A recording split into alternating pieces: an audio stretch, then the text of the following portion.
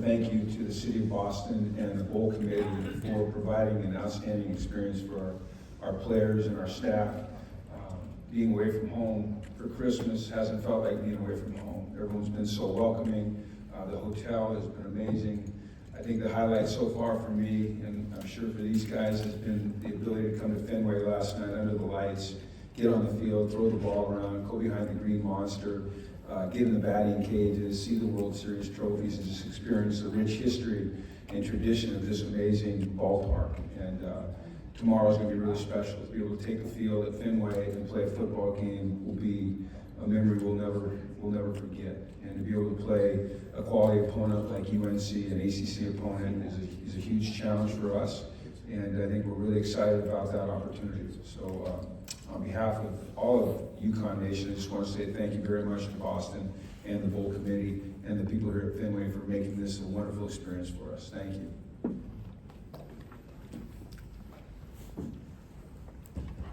Okay, we'll open up to Q&A.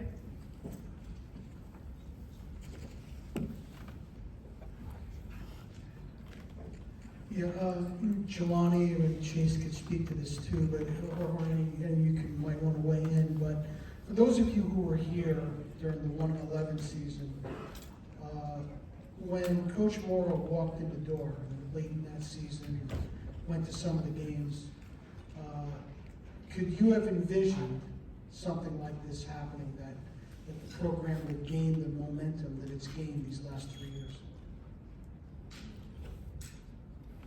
Go ahead. Yeah, I just remember that first encounter I had with Coach Mora. It was in 2021, right before the Clemson game. Me and my dad went up and shook our hands at Coach Mora, and I just remember the emotion of confidence that just bled through Coach Mora, and I kind of fed off that ever since I met him. And really, since that day, moving forward, getting to the point we're at now, I kind of just seen like the way we've prepared and the way we do things at UConn, and how it's kind of translated to the field. It's just been super special to be a part of this group. I can say I've been here for 6 years now. These past 3 years have been nothing short of special, and this year in particular has definitely been the best one. Well, I got here in the first spring when Coach Mora got here, so I wasn't here early on, through the tough times. But one person I think about in particular through those times is my brother Dow over there, and he's told me everything. He's been here for 6 years along with Chase, and this is just a blessing to be here where we're at now. And at least for me, honestly, when I first came here, I knew from meeting Coach Mora and the staff that we had something special, and we had the opportunity to do something special. And ever since we all came here and put in the work together, we've just been making deposits to make sure that this day comes to fruition. So here we are now. Before you ask him a question, I'll just say we've got we have 8 captains, so everyone on our team's a captain. But John Nider, who's a wide receiver, he's a special teams captain. John Bechtel, special teams captain. Dalmont, who's, as Jelani just said, has been here a long time, and then Cam Edwards. So if you want to ask them questions as well, they're able to answer. For Jelani and Coach, just can you describe what the experience surrounding this game has been like? I know you guys have been here for a couple days. What have you been able to do? So you maybe got a tour of the stadium, things like that. Can you just describe what these last couple days have been?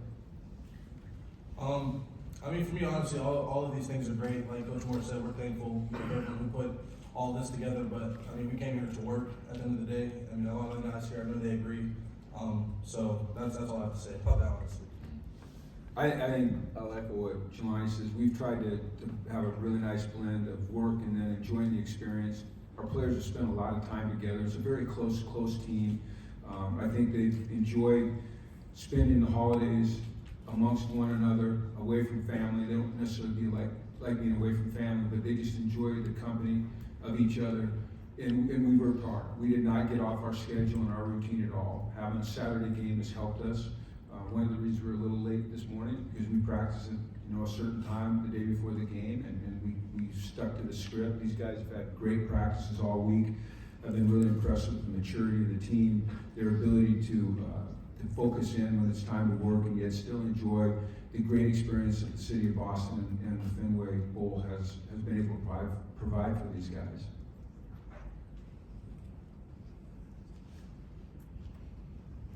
for really anyone. You're playing in a very interesting location. You're playing at Fenway Park, one of the weirdest dimensions in baseball, but in a bit of a strange dimension here.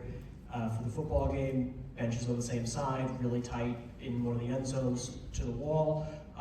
What kind of preparation has gone into this one with substitutions, coaching from further away, anything that kind of has had to be different heading into this one?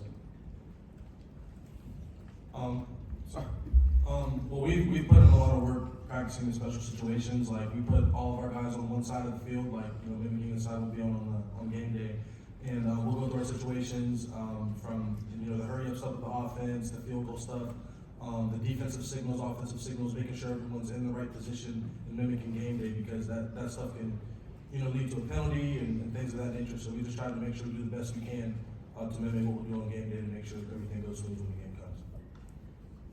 For whoever's willing to answer this one, obviously on the other side of the ball, a lot of focus has been over there, right, with who's coming in as the next head coach, and a lot of the talk, kind of the outside noise. Are you guys able to glean anything from that, kind of take something from that going into the game, or do you just try to block it all out and focus on yourself? We don't try to, we do. It's irrelevant to us. We can't control the emotional component of our opponents, and so we don't try to. We focus on what we can control, and that's our preparation, that's the way we work, that's the attention to detail, it's the mindset, it's the way we go out and perform. And as far as I know, Coach Belichick will not be taking the field on Saturday, so it's irrelevant to this football team. This is for Coach Mora, and then I just would love one of the players to weigh in too. But Jelani will weigh in. who's the most talkative besides Jelani to weigh in? No, but really, what struck you? You guys got to get on the field last night. What struck you about coming in here? What did you look around at? What caught your eye? Just kind of how did you take it all in besides the wonky dimensions? It's like we're in a baseball stadium, and this is like not the same as a rectangle. We're gonna be on the same sideline. I actually grew up practicing on the baseball field, so it wasn't that weird. But being on the same sideline, like Coach said, we've been practicing the tactics and like the bright lights. They said we sold about 25,000 tickets and counting, so that's gonna be great. And that's really about it. Just the turnout of the event is gonna be big, and like you said, the dimensions of like the whole setup is gonna be different. But we practiced that all week, and we're gonna definitely adapt to it. I think for me, it was very special to see, because I remember 2 summers ago I was able to attend a game here at the park and at the park, and then so it was kind of neat just to see the different setup and the field layout, and obviously yesterday being able to just like get a feel of how it's going to be on Saturday. That was very important. But also just see the Green Monster and just seeing the UConn on that Green Monster, I think that was pretty special. And then the 4 quarters, and we just got to make sure that once those 4 quarters are done, that we go 1-0 on this Saturday. For me, it was a history. Just, I'm a little bit older than these guys, and just, I've always been actually a Red Sox fan, believe it or not. And so to be able to take the field, I've sat in the stands many times, but actually saw Carlos Strzemski hit a home run here when I was a kid. And to be able to go behind the Green Monster and see how it operates, it's just, those are just amazing memories. And I know as these guys go through their life, they're going to reflect back on these moments. And it's going to mean more and more to them as they get older. And I'm sure now that, when the Red Sox are on TV, they'll probably tune in a little bit longer and say to their kids, hey, I was on the field at Fenway, or Big Bobby. And you see, it's pretty special.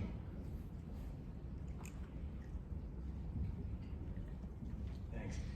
This one's for Valentine. Just wanted to check. So this would follow up when you said that you got to come here a couple summers ago. Growing up in Europe, were you already aware of some of the history of Fenway or the allure of it, any of that, or was that your first time seeing this? Completely honest, I did not know what baseball was before coming to the United States. I would say skiing and soccer is Austria's favorite pastime, but obviously coming here the first time and just seeing all the fans and the way Boston lost this baseball team that was very special, and like all the tradition, you can definitely feel it in this place. There was a family sitting in front of us. It was a son, a father, and a grandfather. And actually, the kid ended up getting one of the home run balls. I mean, that was pretty special right there. They got teared up, and I thought that was pretty neat to see. And just that the whole, all those generations who grew up watching that same team. I mean, that was really, really special. Thank you guys for being here. Appreciate it. How challenging, Coach, for you guys is it? You've had a long layoff since the regular season, and this game, you know, my guys might be sitting out on either side, and it's a different team you might be scouting compared to what you would have seen earlier in the season with film. How do you adjust for that when there's so many extra factors that come with it on top of it being at Fenway and all these other things? So prep, scouting, the whole 9 yards. Well, we're fortunate because there's only one player that was able to play, physically able to play for us. It's not going to be with the team. So we are just business as usual. When we scout an opponent, we're certainly going to prepare for the opponent. Obviously, with Freddie Comp plays, it's going to be a little bit different. But the schemes that they use, those will stay consistent. Any game that you go into, you have to be ready to make adjustments mid-game, during the game, well before halftime. But the most important thing you can do is you can master your craft. You can put the work in. You can be detailed. And like I said, have the right mindset, be ready to adjust, and play as hard and as physical and as violent as you can, and go out and execute. And so that's our focus. It's always, you prepare for your opponent, but we're playing against our standard. And that's, you see him shaking there, that's what we preach. And we believe in that, and that's what we'll try to demonstrate tomorrow. Thank you. Jim, just kind of build on what I asked players before, but what does all of this represent to you as far as the momentum that this program has built? You know, a conference tie-in was moved to get you here, right? So they obviously wanted you guys here. What does that all represent to you in terms of what's being built and the momentum at UConn? It means a lot. First and foremost, the commitment of the university to football, which I think has been demonstrated over and over and over again. Secondly, just the dedication and commitment and the hard work of these guys sitting to my right and these guys over here and their teammates back at the hotel right now. A lot of them acting on blind faith, and their commitment to achieving things that haven't been achieved here in a while has been extra special. It's been extraordinary. It's uncommon. I've said it to you many, many times. This is, and I told these guys today, this is the most rewarding and the most special football team I've ever been around in my entire career. And it's because these guys work for it. They care about each other. There's no entitlement. They don't expect anything to be given to them. They're committed to the process. And it's unique in today's sports environment to have a group of 115 players like we're lucky to have at the University of Connecticut. And it also, to me, signifies progress. And that progress is built on the backs of these guys. And, you know, David Benedict over here, who's, you know, she sat in my living room 3 years ago, and we talked about this and where we want to be, and we're getting there. We've still got a long ways to go, but the commitment is there. And once again, it's because of, these are special men. And they're going to be successful in anything they do in life because of the lessons they've learned here at UConn. It's for Coach Mora. You just talk about coming from the pros. What does a bowl game like this mean to you and your personal experience? You know, what's it been like, you know, to come from the NFL and coaching in college? It's been amazing. It's football's football on the field, but football the experience off the field between the NFL and college is very, very different. It's much more personal at this level. You're dealing with a younger athlete. They maybe need you a little bit differently in their lives than a professional football player does. The opportunity to come to a bowl game and experience the events and the camaraderie is different than anything you ever experienced at the NFL level. And at this point in my career, in my life, it's what I enjoy most. Having the chance to spend time with these guys and our whole staff is, it's just different. And Freddie and I, we competed against each other in the NFL several times, and as we were talking before we all walked out here, we both agreed, it was just the experience of being around student athletes that makes this so special. I'll direct it at Chase, but if any of you guys, players, want to chime in, what does it mean to you that so many guys have stayed with this program over the last month with everything going on, practiced and plan on playing in this game, to finish this thing out with you guys for your last game? Yeah, I think one thing for me that I've always lived by is loyalty.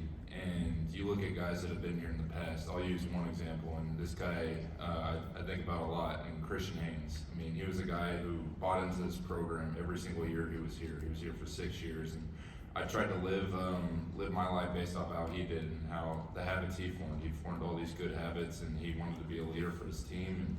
And I just sought after him, and I thought everything he did was special. And so the way I kind of live my life now, and the way I try to lead these guys on the field and like off the field, I try to live through him. So I'd say loyalty is the biggest thing amongst this entire program, and I say if you can buy into that, then you can really be a part of a special team and make something happen. So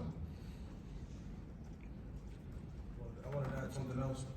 Another thing I feel like is, like Coach Mora mentioned earlier, is like blind faith and just like trusting the process of what we have going on and trusting the people that are around us. Like, we have a great support system in the entire facility, the program, everything. Like Mr. Benedict, like everyone, puts their time in to help us get where we want to go. And it's just, a blessing for us to all be here now today and surrounded with the people we love and people that love us. So. There's been a lot of discussion in the last couple of years about bowl games and their place in the sport. What does these events mean to you as a team, as a coach, as a player, coming into something, a postseason game? What do these events mean to you personally?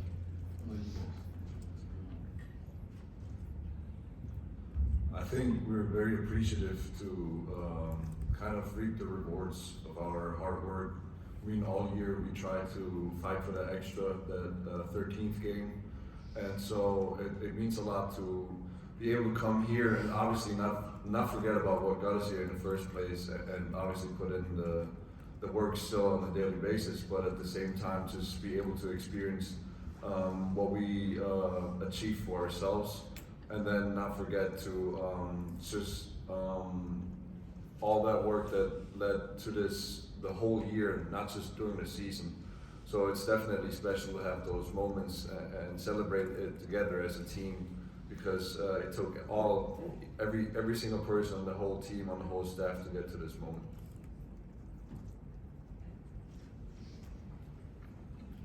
Hey Jim, you took over a 1-11 program, I want to say 3 seasons ago. This is your second bowl. Obviously you have a chance to win 9 games, which is an incredible accomplishment. What do you think could be the next step for UConn football in the unique position where you are? The next step was to win that 9th game tomorrow. That's the first step. And then to evaluate where we are and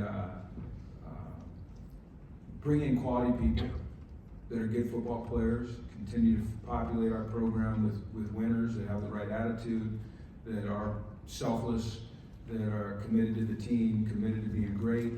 And I would say for us, David does a great job of scheduling, and we play some Power 4 teams, and we've been really close. We haven't been able to get it done on a consistent basis. So the next step for us is to be able to, we were one of only 3 Group of 5 teams to go undefeated against the Group of 5, which I think is a pretty great accomplishment for these guys. But for this program, we want to start not just competing with, but beating some Power 4 teams and making the statement that, we are becoming very relevant again on the football field. And if we continue with that mindset and with guys like this, we're going to have to replace these guys in their leadership. And you can tell by listening to them how special these young men are. They truly are. And those 4 over there are the same. We have to continue to make a priority of bringing in the right types of people into this program. And we'll do that. It's become increasingly harder with the portal, but you know, we've hit pretty good so far, because it's important to us. We don't gloss over anything that could help or hurt this program.